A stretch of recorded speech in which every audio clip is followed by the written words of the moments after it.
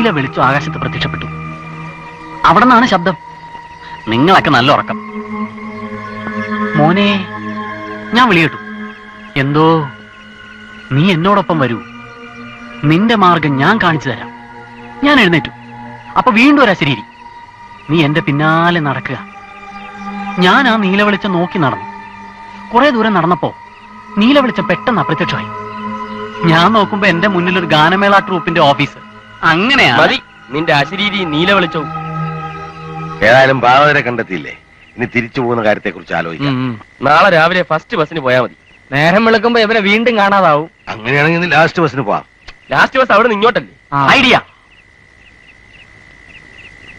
നമ്മൾ എന്തിനാ തിരിച്ചു പോകുന്നേ?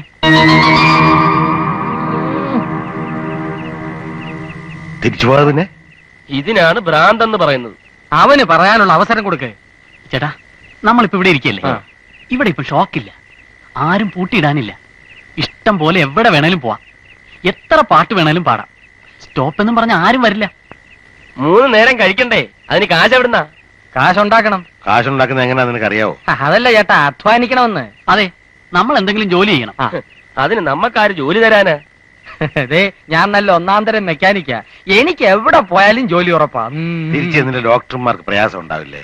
അതൊന്നുമില്ല, നമ്മളില്ലെങ്കിൽ വേറെ ഭ്രാന്തന്മാര്. എന്തോ എനിക്ക് അങ്ങോട്ട് ഉറപ്പ് വരുന്നില്ല. ചേട്ടൻ എസ് എന്ന് പറഞ്ഞാ ഞാൻ റെഡി. ചേട്ടൻ പട്ടാളത്തിലായിരുന്നില്ലേ? പോലീസായിട്ട് കിടക്കരുതോ? ഓ, അതിന് ഞാൻ റിട്ടയർ ചെയ്തു.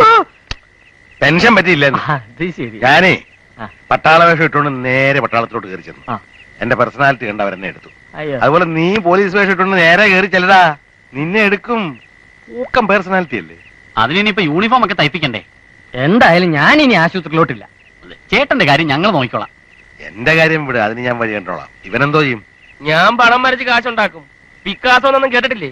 അതിന് പിക്കാസ് വായിക്കാനുള്ള കാശ് വേണ്ടേ? മോഡേൺ ആർട്ടിനെ കുറിച്ച് നിനക്ക് എന്തറിയാം? നിർത്ത്. തർക്കിച്ച് നിന്നാ പറ്റില്ല. ദേ, ചേട്ടൻ തീരുമാനിക്കും. ഓക്കെ ബോയ്സ്, നാളെ മുതല് നമ്മൾ ഇവിടെ ഈ സിറ്റിയിൽ അധ്വാനിച്ച് ജോലി ചെയ്ത് ജീവിക്കുന്നു.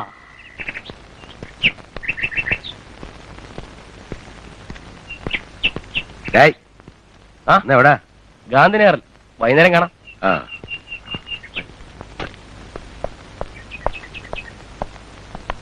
ബെന്നി, എന്താ ഇത്? ഒരാളതാ താഴെ. താഴെ? എവിടെ? സാധനം താഴെ എവിടെങ്കിലും വെക്കണോ? അത് ശരി, താഴെ വെക്കാം. സോറി ഉണ്ട് കേട്ടോ. അതെ, വല്ലതും പറ്റിയോ? ഒന്നുമില്ല. ഏഴെടുത്ത് മാറ്റടോ. സോറി, ഇപ്പം മാറ്റാം. ഇനി എനിക്ക് റോഡിനെ നടക്കും. പിന്നെ താനെന്താ കളിക്കുന്നോ? എടുത്തോ, മാറ്റോ തന്നെ. ഓ അത് ശരി. പിന്നെ ഇപ്പൊ എവിടെ? ഇവിടെ ഇവിടെ.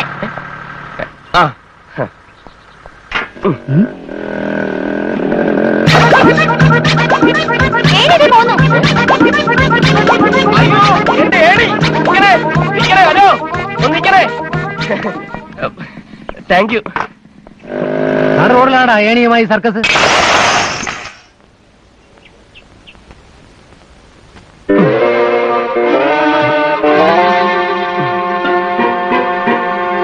സോറി.